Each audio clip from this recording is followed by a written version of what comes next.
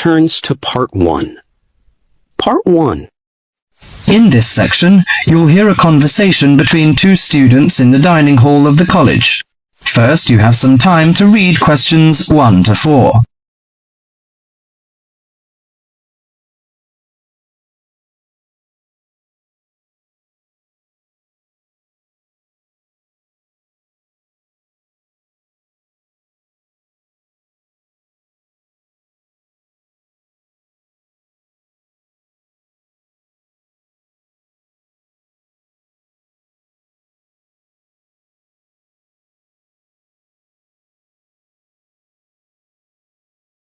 Now listen carefully to the conversation and answer questions 1 to 4. Hi Max, how are you? Hi Melanie, I'm fine. In fact, I'm preparing the coming holidays and I want to have a car tour with my friends. That sounds lovely. How is your preparation? Well, I haven't begun yet because I'm not quite sure how to rent a car and what the expense is like and something like this. Ha, you've run into the right person. I did the same last holiday, and I can recommend it to you. I went to Avis Rent-A-Car Company, which is at 14A Dover Road, Oxford. Let me write it down. Is it D-O-V-E-R? Yes, and the telephone number is 634-0963. But if you book for the first time, dial another number with extension. That is 634-0853. Extension 54. Okay, thank you very much. I'll have a try. Before you hear the rest of the conversation, you have some time to read questions 5 to 10.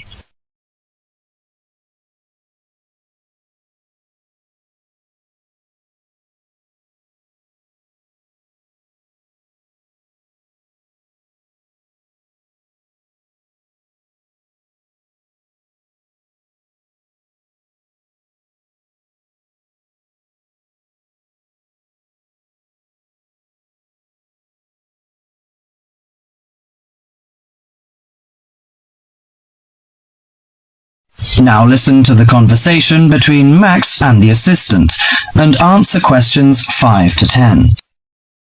Good morning, Avis Rent-A-Car Company. How can I help you? Hi, I want to book a car for tour. I want to inquire some information about the grade of the cars and the prices. No problem. We offer a wide selection of rental cars to choose from luxury car to economy car, compact car, minivan, and pickup truck. Well, luxury car is obviously out of my price range, but compact or economy is not big enough. You know, we have 7 persons together. Well, how about a minivan? It's perfect for road trips and will make your journey feel like you're in a living room on wheels. I think that's good. Well, what does it feature? I mean, what facilities does it have? Unlike most minivans with manual transmission, the rental minivan cars have feature automatic transmission, air conditioning, and AM/FM stereo. If you drive a long, smooth way, you can use the cruise control, which will save you a lot of energy. Good. How much is the price? If you rent an intermediate one, it will cost you £55 each day. If it is standard, the cost is £45 per day. I think the standard is enough. Oh, we have a special 50% discount for weekends, from Friday to Sunday. But that doesn't apply to tax, recovery fees, and optional services. What are the optional services? Well, they usually include some extra facilities, like first aid kit or something like that. I know. We plan to start off on Friday, so we have to prepare 1 day in advance. I want to book from 30th of April, which is Thursday, and it will end next Monday. Okay. Could you leave your name and the driving license number? My name is Max, and the license number is M9021. Okay, you can pick up the car on Thursday noon. Besides, we offer some optional services like street maps, flashlight, and sunsheet. What would you like to have? Flashlight is not necessary, I think, but street maps are useful, especially when we drive in a strange place. As for the sunsheet, I'd like to give that a miss. We don't want to spend too much extra money. Okay, Mr. Max, thank you for calling. That is the end of section 1. You now have half a minute to check your answers.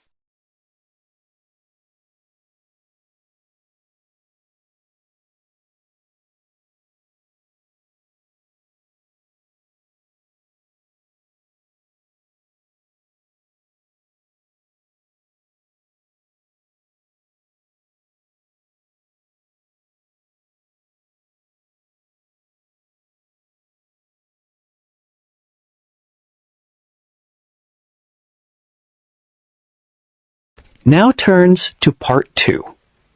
Part 2. You will hear a presenter on a radio show. The presenter is talking to the organizer of an arts festival. Now you have some time to look at questions 11 to 17.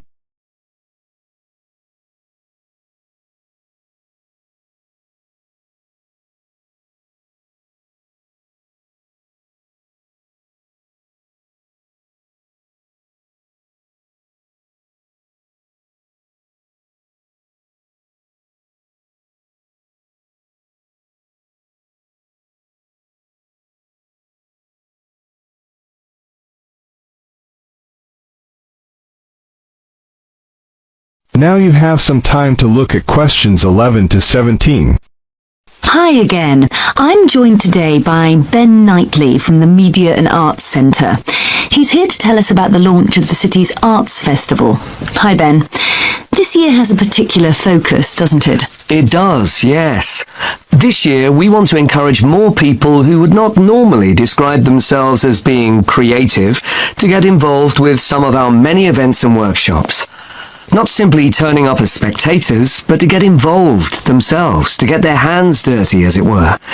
There's such a wide offering this year that I'm sure we'll have something to suit all tastes. You were telling me earlier how beneficial being creative can be for us. Absolutely. I recently attended a drawing workshop, and even if I do say so myself, came away with a very good sketch I'd done. But what was particularly surprising for me was my feeling of pride and joy when I looked at the sketch again and showed it to the family. It really took me back to the feelings I had as a youngster when I'd made something. I realized that, even as an adult, we can get just as much pleasure and happiness from creative activity. Actually, research has shown that the more we allow ourselves to be creative, the happier we feel. And the more positive our frame of mind, the more creative and the more curious we become about the world we live in.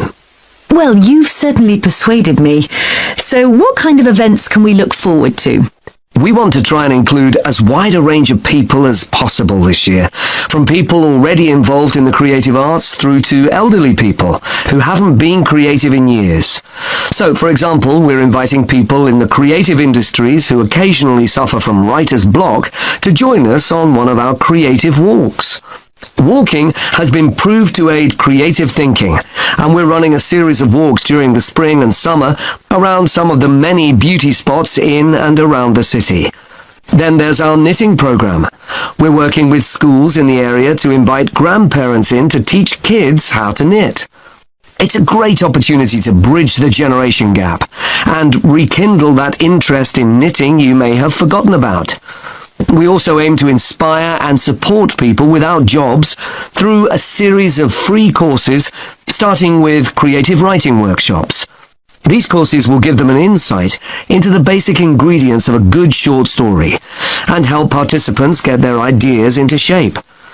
And for anyone out there who is looking for the chance to explore their creative side, come along to our printmaking workshops.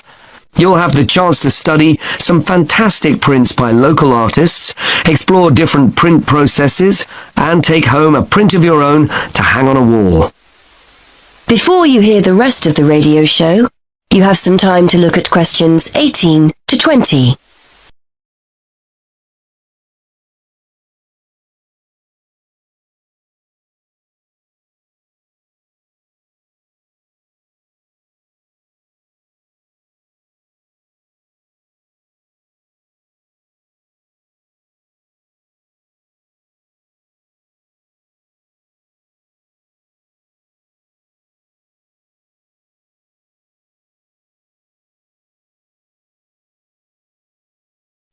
Now listen and answer questions 18 to 20.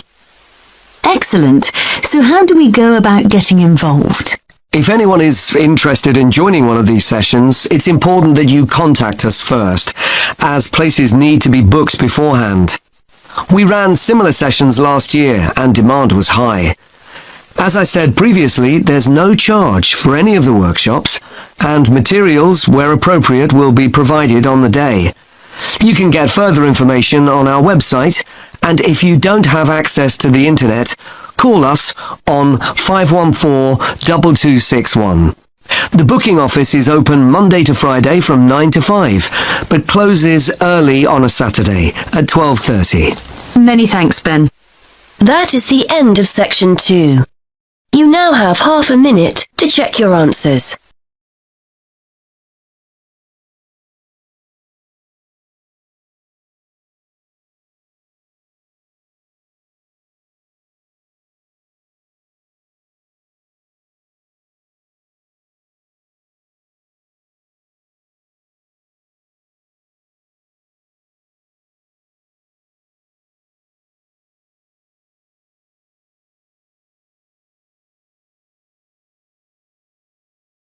Now turns to Part 3. Part 3. You'll hear 3 university students talking about a presentation which one of them has to give. First, you have some time to look at questions 21 to 24.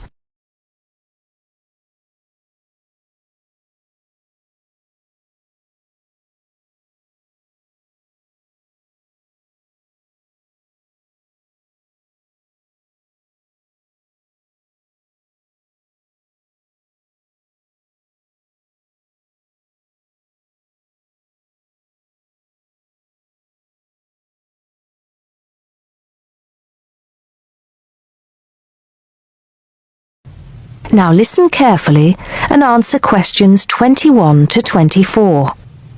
Hi, Joe. Hi, Isabel. Hi, Paul. Oh, hi, Paul.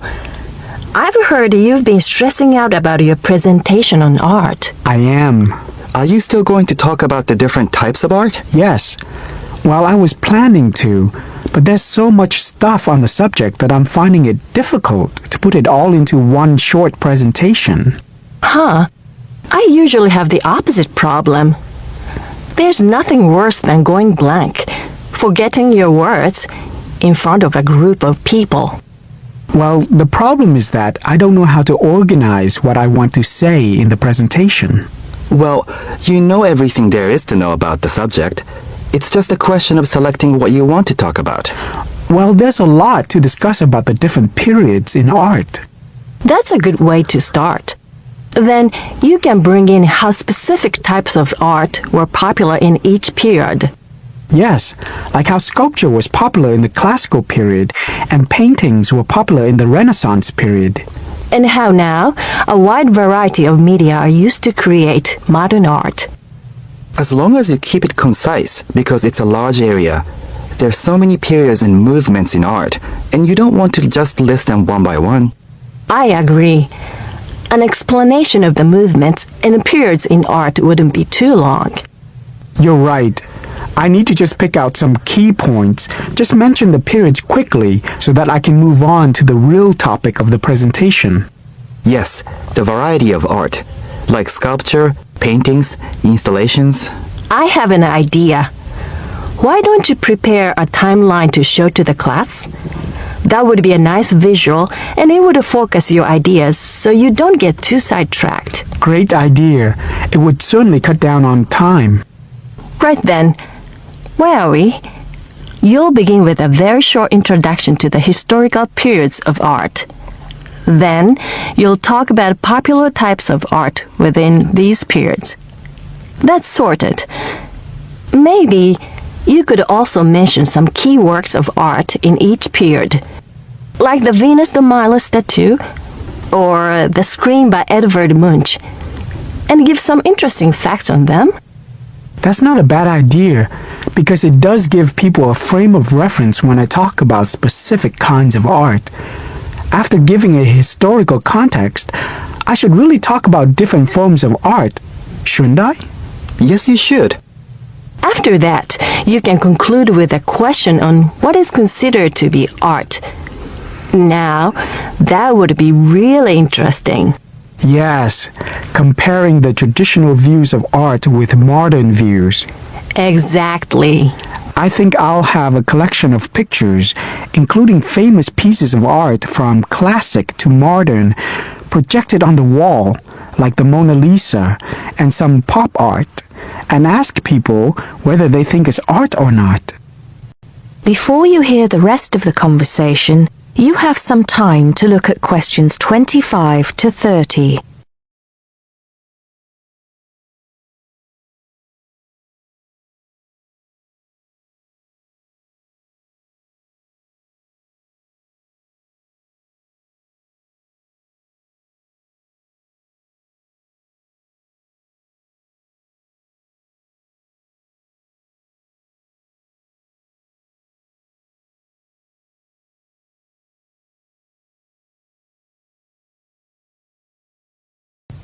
Now listen and answer questions 25 to 30. Showing some famous works and asking people what art is would certainly lead to discussion in the room. People's appreciation of art is so subjective, and it comes down to taste. That's what I'm hoping for, some disagreement to liven up the presentation. And you could stick in some really controversial ones like graffiti and modern art installations in between pieces of art that are universally accepted, like the work of the Renaissance painters. Sounds good to me. I have to say, I really don't understand some modern art myself. There was one recently that was just a pile of rubbish. It doesn't require much skill to create, does it? And what does it mean? There's no point to it. Actually, Joe, I like some modern art. It makes you look at the world in a different way. Artists now have the freedom to express themselves completely. Yes, but there is an idea now that anything can be art. I've heard of paintings being sold for large sums of money, which have been done by small children and animals. Now that's ridiculous. Oh, you could find one of those paintings and put it in your presentation, couldn't you, Paul? That would really be interesting. Well, Paul, what do you think? I like it. Just thinking. I'll need to do some more research to find pictures for the slideshow. Yes, we can help you, can't we, Joe? Of course. If you go to the fine art section of the library, I'm sure you'll find everything you need. Just ask the staff and they'll give you access to a slide bank of hundreds of famous works of art. And if you still can't find what you're looking for, use the library computers to go online. There are lots of images on the internet. Of course, you'll need to use a search engine like Google, but it's dead easy. Thanks, guys. I'm feeling much clearer about the project. Your ideas have been really useful. I think I should end with a quote of some kind by a famous artist. What do you think? That's a good idea. Now let's go to the library and see what they have. That is the end of section 3. You now have half a minute to check your answers.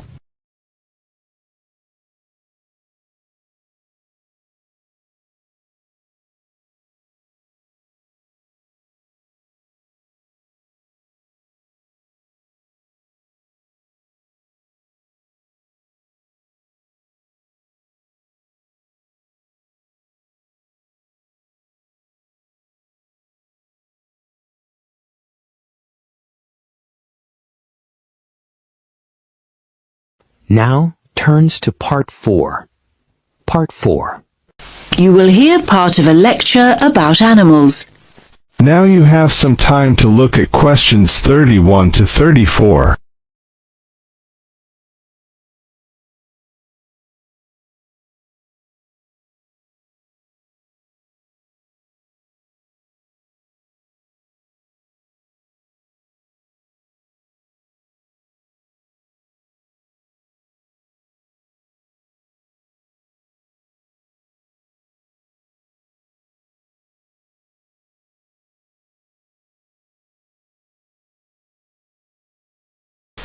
Listen carefully to the lecture and answer questions 31 to 34. In today's lecture, I'm going to talk about avoiding predation. What does that mean, I hear you say? Well, you probably know the word predator.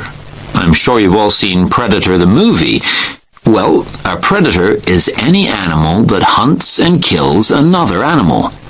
That animal, and I was going to say that smaller animal, but it's not always the case, is the prey. An owl, for example, is a predator, and a mouse is its prey. A lion is a predator, and a much bigger animal, a buffalo, for example, is its prey. So when I say avoiding predation, what I mean is not being caught and eaten. For many small animals, not being caught and eaten is pretty much a full-time job. Many animals that are predators themselves may be the prey of another, usually bigger animal. This is what we popularly call the food chain. So, how do animals avoid predation? Well, they have what we call defense mechanisms. These are ways in which the species has adapted over time to give it an advantage over its predators. Any adaptation of this kind increases the species' chances of survival. Over time, species that have not adapted, that is, developed some sort of defense mechanism, have met with extinction. Now look at the questions 35 to 40.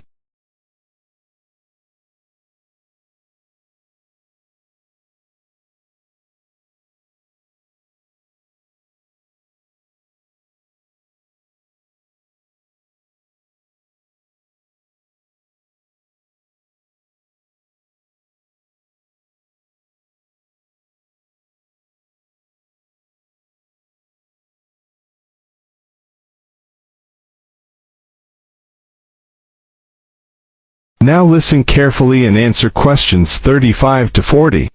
There are various forms of defense. The first is probably very obvious, and that's speed. Predators can't feed on what they can't catch. Running away is a very effective defense mechanism, as some of you can probably remember from primary school. Flight is even more effective. Species which have developed the ability to fly over time have an enormous advantage. Far more birds would be a meal out in the wild if they couldn't fly. The second mechanism is protective coloration. You might hear the word camouflage used too, but I personally find that too simple a term when it comes to the animal kingdom. Protective coloration includes a number of slightly varied mechanisms within the overall term. Some animals blend in with their background. A chameleon is a good example. It sits on a tree and it looks like the branch of that tree. Butterflies have what we think of as beautiful patterns, not to be beautiful, but to confuse and warn off potential assailants. They blend in with the flowers around them, but may also look like something else. Some butterflies have patterns that look like huge eyes, and a would-be predator is scared off. There are all sorts of stories about how the zebra got its stripes, and not many people really know what the stripes are there for. Well, that type of coloration is called dazzle camouflage. A zebra stands out when alone and stationary, but when zebras move rapidly in a herd, their stripes create motion dazzle, a confusing, flickering mass to the eye of a lion or cheetah that might be giving chase. Selecting a target becomes far more difficult. Now, of course, animals are caught. They're frequently caught, but that might not mean the game's up. Some animals make themselves difficult or horrible to eat. Hedgehogs have sharp spines that deter a predator from tucking in even when it's captured its prey. The predator is very likely to give up when a spine gouges an eye or gets lodged in its throat. Numerous species of creature, turtles or snails for example, have developed a tough outer shell that makes it almost impossible to devour. One of my favorite creatures is the skunk, which emits a repulsive smell on being cornered, enough to send any attacker herring back into the undergrowth. In a similar way, some sea-dwelling mollusks can emit an ink cloud that fills the surrounding water, concealing it from a predatory fish that may be circling. There are frogs that go one step further. They're so poisonous that even if a predator does try and eat them, it'll probably keel over and drop dead first. Now, you'll probably be surprised, but I'm going to go on to talk about plants. Yes, many plants have defense mechanisms in exactly the same way as animals. You've probably all been stung by a nettle at some time. That is the end of section 4. You now have half a minute to check your answers.